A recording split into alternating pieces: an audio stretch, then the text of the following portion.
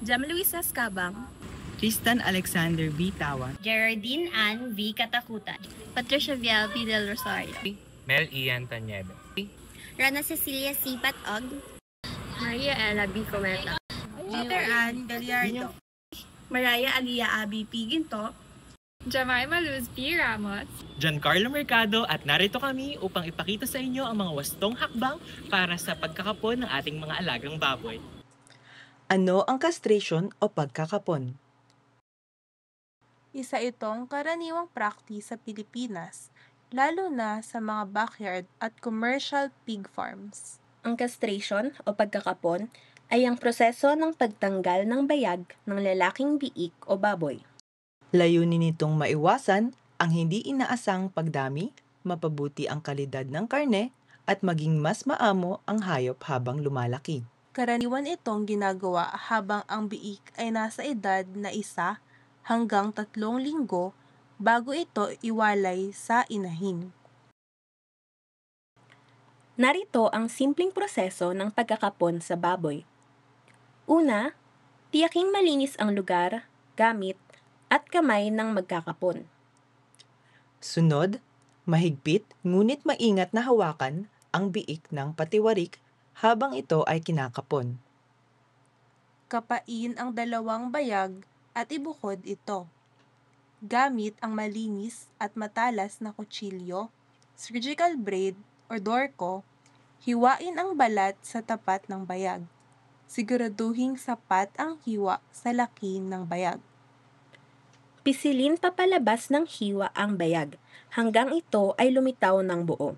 Pagkatapos ay maingat itong hilahin at saka hiwain kung saan ito nakakabit sa katawan.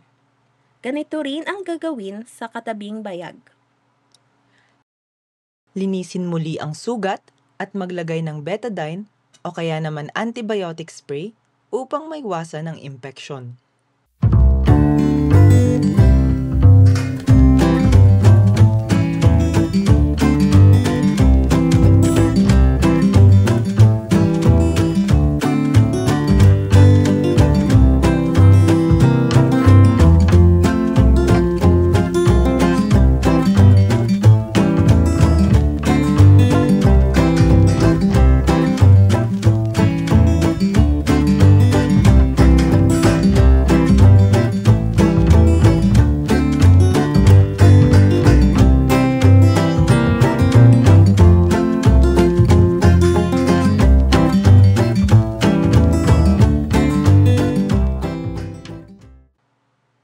Mahalagang paalala na ang prosesong ito ay dapat lamang gawin ng may sapat na kaalaman at karanasan o gabay ng isang veterinaryo.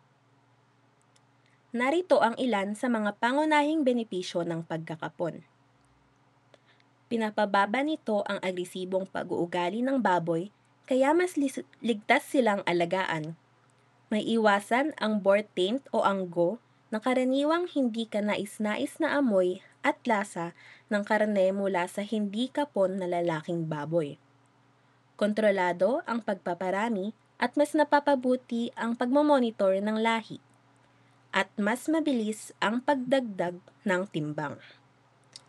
Sa tamang kaalaman, wastong pamamaraan at malasakit sa hayop, maaari itong maging epektibo, ligtas at etikal na bahagi ng produksyon ng karne. Maraming salamat sa panonood ng videong ito tungkol sa pagkakapon ng baboy. Laging tandaan na unahin ang kaligtasan, kapakanan at kalinisan ng ating mga alagang baboy sa bawat hakbang ng proseso.